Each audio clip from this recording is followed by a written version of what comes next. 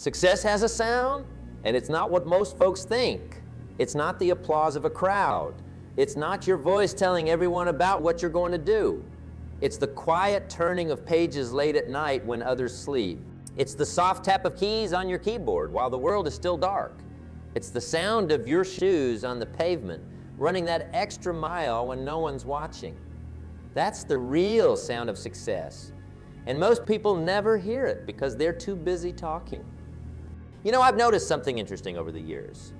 The people who talk the most about success often achieve the least, and the ones who quietly build their empires. They're too busy working to tell you about it. Now it's a lesson worth learning. What you do in the quiet moments defines who you become in the spotlight.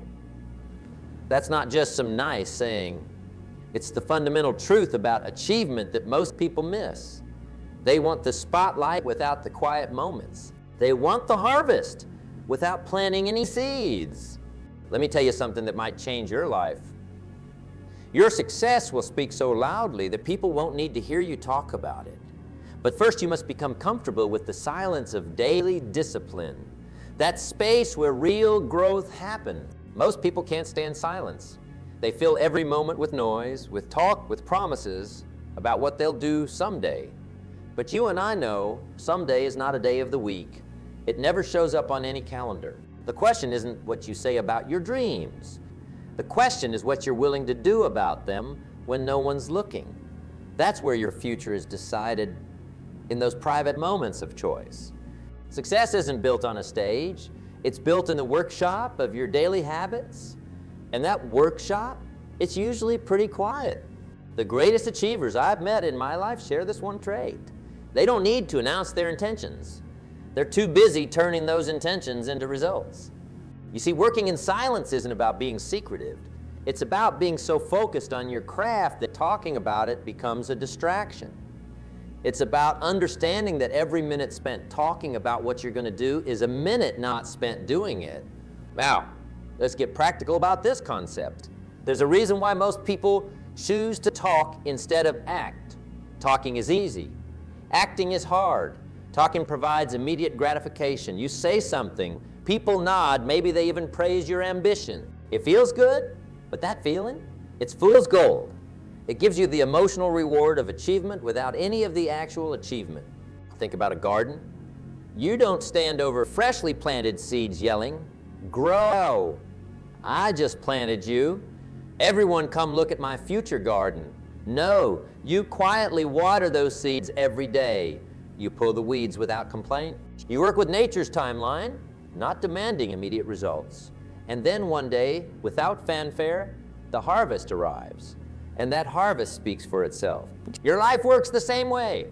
The seeds you plant in silence, the skills you develop, the knowledge you gain, the problems you solve, they're growing even when you don't see immediate results. Trust the process. Keep working. The results will speak for themselves when the time is right. Now, there's something powerful about the compound effect that most people miss. Small, consistent efforts may not look impressive in a single day, but stacked up over months and years, they create massive results that seem to appear almost magically to outside observers. If you improve just one each day for a year, you'll end up 37 times better by the end of that year. Now, 365 better just adding one for each day, but 37 times better because of the compounding effect. That's the power of quiet, consistent growth. But here's the catch. You won't see dramatic changes day to day, and that's where most people quit. They want immediate feedback, immediate results. When they don't get, they assume their approach isn't working. So they stop, switch directions, start something new. And the cycle of never quite breaking through continues. The silent worker understands this isn't how success operates. They know that progress often happens slowly, then all at once. They're patient enough to keep going during those quiet growth phases when nothing seems to be happening. Take water as it heats up. From 32 degrees to 211 degrees, you see bubbles forming, but the water remains water. Nothing dramatic happens. But at 212 degrees, everything changes as it transforms to steam, which can power engines and move mountains. That one extra degree makes all the difference. Your work ethic functions the same way. Keep putting in those daily efforts even when the water's still just water. Keep going when others would quit, because you never know when you're just 1 degree away from your breakthrough moment. I've counseled thousands of people over the years, and I can tell you with certainty, most quit right before their breakthrough was about to happen. They worked in silence for a while, but they couldn't sustain it when immediate results didn't appear. Don't make that mistake. The power of working in silence isn't just about avoiding the pitfalls of premature celebration. It's also about creating genuine value through focused work. And that's something we need to talk about. Value creation happens when you're fully engaged with your work, and not when you're talking about it. When you remove the distractions of constantly seeking validation and attention for your efforts, something magical happens. Your work improves. Your focus deepens. You start creating things of genuine worth. Consider the craftsmen of old, who would spend years mastering their trade before ever taking on an apprentice or displaying their finest work. They understood that the quality of their creation was what mattered, not how many people knew they were working on. In today's world of social media and constant sharing, we've lost something important. We've lost the sacred space of creation that exists before showing our work to the world. We've lost the patience to develop our skills in private before seeking public recognition. But the market doesn't lie. It doesn't care about your intentions or your announcements. It cares about the value you create. And value creation happens in those quiet hours of focused effort when you're not thinking about who's watching or what they'll think. I once visited a furniture maker who had become renowned for his extraordinary pieces. His workshop was miles from anywhere, and he rarely participated in the social events of his industry. When I asked him why he worked in such isolation, his answer was profound. I'm not isolated from what matters. I'm in constant conversation with the wood, with the design, with the craft itself. Everything else is just noise that gets in the way of that conversation. That's a perspective worth adopting. Your work isn't just about the end product. It's about the relationship you develop with your craft when you give it your full, undivided attention. When you work in silence, you can hear the subtle guidance that leads to mastery. It brings us to an important truth. Creating value requires saying no to distractions.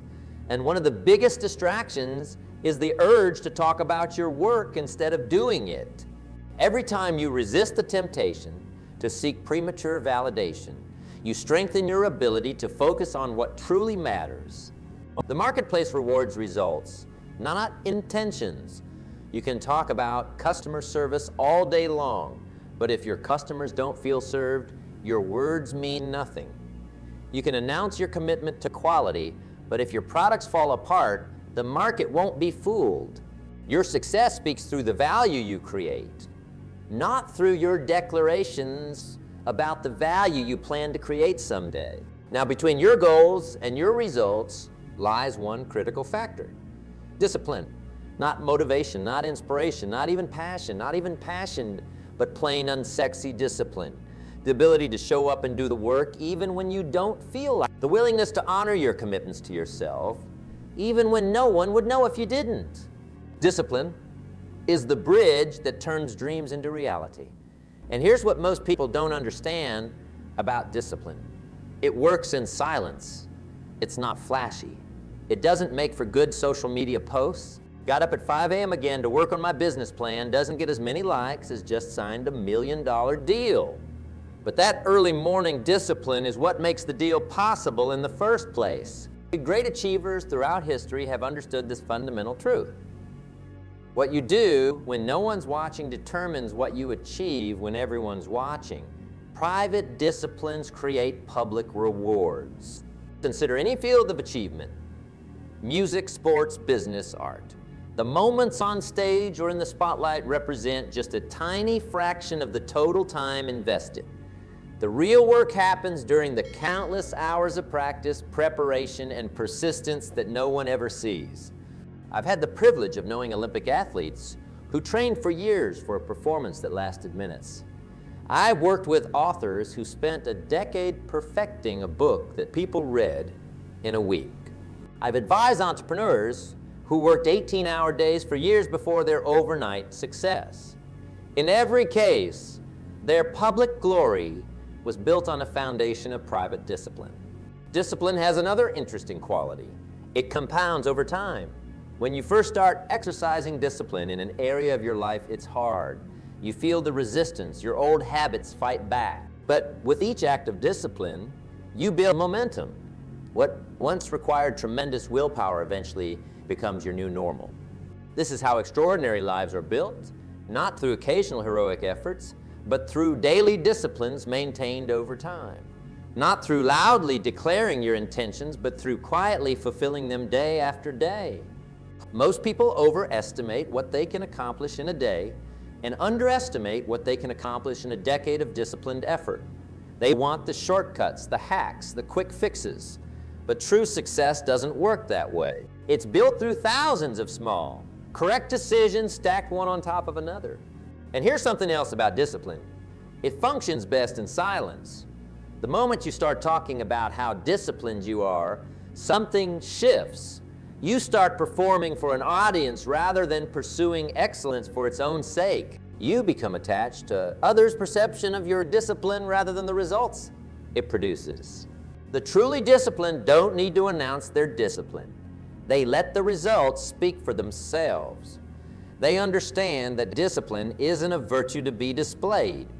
It's a tool to be used in the quiet construction of an extraordinary life. Now, every journey toward meaningful achievement will face challenges. That's certain. The question isn't whether obstacles will appear, they will. The question is how you'll respond to them. And this is where working in silence shows its true power. When challenges arise, most people immediately look for sympathy. They announce their struggles. They tell everyone why their path is harder than others. They seek validation for their difficulties rather than solutions. But the quiet achiever takes a different approach. They face their challenges privately. They spend their energy solving problems rather than discussing them. They save their words and use them instead to ask better questions, seek necessary help, and find practical solutions. This isn't about suffering in silence or denying reality. It's about understanding that complaining depletes the very energy you need to overcome obstacles. Every minute spent explaining why something is hard is a minute not spent figuring out how to make it easier. I've always been fascinated by how different people respond to the same challenge. Give two people identical obstacles and you'll see completely different approaches. One will tell everyone about the problem, seek sympathy, explain why it's so difficult. The other will quietly get to work on solutions. Guess which one actually overcomes the challenge? It's rarely the one doing all the talking. There's a story about a young man who wanted to learn martial arts. He found a renowned master and asked to be taught. The master agreed, but with one condition. For the first year, the student wasn't allowed to tell anyone he was studying martial arts. Confused but determined, the young man agreed. For 12 months, he trained rigorously while maintaining his silence. He faced soreness, frustration, and slow progress, all without the comfort of telling others about his journey. When friends asked what he'd been up to, he deflected the questions. After a year, the master finally said, "Now, you may tell others that you study with me." Puzzled, the student asked why the secrecy had been necessary. The master smiled. If you had told others you were studying martial arts, you would have been tempted to talk about your training instead of focusing on it. When you face difficulties, you might have satisfied yourself with explaining your challenges rather than overcoming them. By keeping silent, you put all your energy into the training itself. That's the hidden benefit of facing challenges quietly. When you remove the option of talking about your struggles, you're left with only one choice: dealing with it. This approach also builds resilience in a way that seeking constant validation cannot. When you overcome obstacles without fanfare, you develop an inner strength that doesn't depend on external recognition. You learn to motivate yourself rather than relying on others' encouragement. You become self-sufficient in your determination. And when success finally comes, it's sweeter because you know the full measure of what it took to achieve it, including all the challenges you overcame without announcement or applause. In a world obsessed with attention, there's a clear difference between those who seek the spotlight and those who earn it. Attention seekers focus on being noticed. Achievers focus on being worthy of notice. And that distinction makes all the difference. Our culture increasingly confuses visibility with value. We've created systems that reward people for simply being seen, regardless of what they've actually accomplished. Social media followers, views, likes, these are the new currencies of attention, but they're poor measures of actual achievement. The quiet achiever understands this distinction. They're not against recognition. They simply understand that genuine recognition is a byproduct of meaningful contribution, not the goal itself. I consider the difference in approach. How can I get people to notice me? The achiever asks, how can I create something worth noticing? One leads to superficial validation.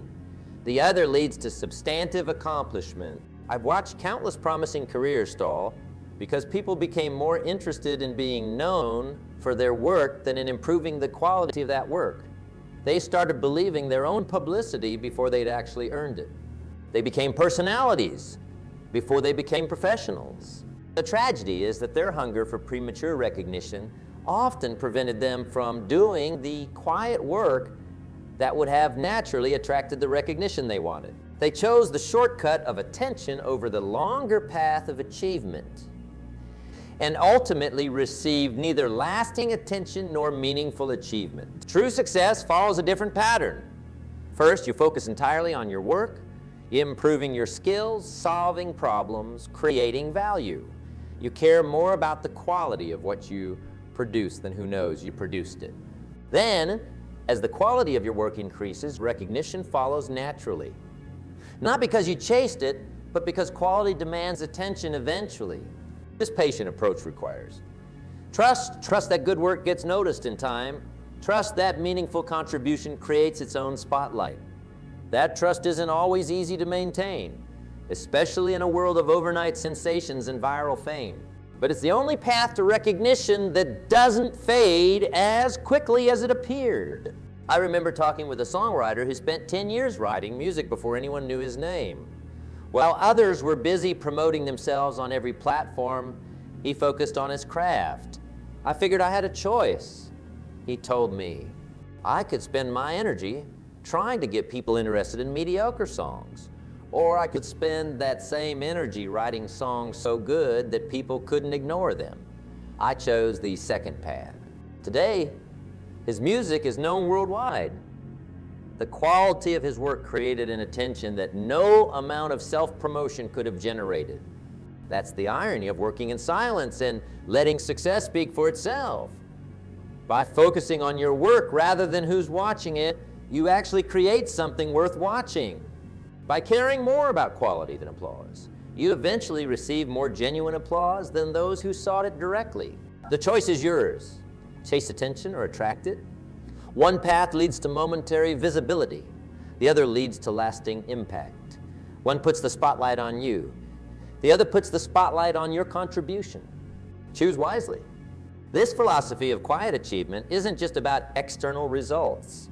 It's also about who you become in the process. And that brings us to an essential truth. Building character happens through private victories long before public ones. Character isn't formed in the spotlight. It's formed in those quiet moments of decision when no one is looking, and the only witness to your choice is your own conscience. Will you take the shortcut or the high road? Will you do what's easy or what's right? Will you keep your promise to yourself even when breaking it would be more convenient? These private choices might seem small in the moment. No one's handing out medals for resisting the snooze button, for doing that extra set when you're tired, for keeping your word when breaking it would be easier. But these seemingly minor decisions are actually defining your character fiber by fiber. Fred Bible. By the time your character is tested in public, and the outcome has already been determined by the thousands of private choices you've made when no one was watching. Public character is merely the accumulated result of private decisions. I've counseled many people who couldn't understand why they crumbled under pressure in important moments. They practiced the skills. They'd prepared the presentation. They knew the material. But something within gave way when the stakes were high.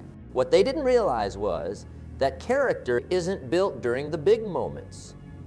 It's merely revealed then. The building happens during all those small, private victories that no one applauds and no one sees. It happens when you choose discipline over convenience, long-term growth over short-term comfort, truth over deception, even in matters that seem insignificant. True character is who you are when no one's looking.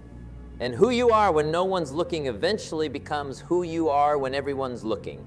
There's no separation between the two, just a time delay. Think about trust in business relationships. Trust isn't granted because someone claims to be trustworthy. It's earned through a consistent pattern of keeping promises and honoring commitments. One broken promise can destroy years of built-up trust. Why? Because people instinctively understand that what they can see is just the tip of the iceberg. If someone breaks a promise to you, it probably wasn't the first promise they broke, it's just the first one you witnessed. Now, let's talk about something nobody enjoys but everyone experiences. Failure. It's not a question of if you'll fail, but when, how often, and WSE, most importantly, how you'll respond. Working in silence creates a unique approach to failure. When you haven't broadcast your intentions, failure becomes a private teacher rather than a public embarrassment. You can extract the lessons without managing the perceptions. You can focus on improvement rather than explanation. Most people's relationship with failure is complicated by their need to save face. They've told everyone what they're going to accomplish, so when things don't work out, they feel compelled to explain, justify, and sometimes even distort what happened. They create elaborate reasons why the failure wasn't really their fault or wasn't really a failure. All that energy spent managing perceptions is energy not spent learning and growing. It's a tragic misallocation of resources at exactly the moment when clear thinking is most needed. The quiet worker avoids this trap. When they fail, and they don't need to craft a narrative for others. They can look honestly at what happened, extract the valuable lessons, adjust their approach, and move forward without the burden of public explanation. This isn't about hiding your failures or denying them. It's about understanding that failure is part of the learning process, not a performance for others to evaluate. It's about creating the psychological safety you need to examine failure clearly rather than defensively. I've known entrepreneurs who failed multiple times before finding their successful formula. The ones who worked quietly through those failures maintained their focus on solving the core problems. The ones who had loudly announced their venture spent excessive energy managing perceptions, defending decisions, and explaining away results. Guess which group learned faster? Guess which group eventually succeeded? Almost always, it was those who treated failure as a private teacher rather than a public event. This approach to failure requires humility, the willingness to be wrong, to admit mistakes, to change course when necessary. Pride makes us defend and explain. Humility lets us learn and improve. Working in silence cultivates this humility. When you're not constantly seeking approval and validation, you can hear feedback more clearly. You can evaluate results more honestly. You can admit when you're wrong without feeling that your identity is threatened. The path to mastery in any field is paved with failures. The question isn't whether you'll fail. You will. The question is whether those failures will teach you what you need to know to eventually succeed. And that depends largely on how clearly you can see them without the distortion of ego or the need to maintain appearances. When you work in silence, you give yourself the freedom to fail productively. You create the conditions for rapid learning rather than elaborate justification. You focus on getting better rather than looking good. And here's the beautiful irony. This approach to failure, facing it honestly, learning from it quickly, and moving forward without excuse or delay, is precisely what leads to the kind of success that eventually speaks for itself. The quiet path to mastery isn't glamorous. It doesn't make for exciting stories during the journey, but it's the most reliable route to excellence in any field. Mastery requires thousands of hours of deliberate practice. Practice that stretches your abilities, that focuses on your weaknesses, that corrects your errors. It requires patience, persistence, and a dedication to continuous improvement. Above all, it requires a love of the process itself, not just the outcomes it eventually produces. Working in silence aligns perfectly with these requirements of mastery. When you're not performing for an audience, you can focus entirely on improvement rather than impression. You can work on the fundamentals without worrying whether they look impressive. You can make the small adjustments that lead to big improvements over time. As we near the end of our time together, let's talk about the ultimate goal of working in silence, letting your results tell your story. There's a power in this approach that goes beyond avoiding the pitfalls of premature celebration or excessive talk. It's about creating a legacy that speaks through your contribution rather than your claim. Words are fleeting, results endure. What you say about yourself might be remembered for a day. What you create, build, or contribute might be remembered for generations. Think about the people who have truly shaped your life. The teachers who expanded your mind, the leaders who inspired your best efforts, the creators whose work moved you deeply. Do you remember them primarily for what they said about themselves?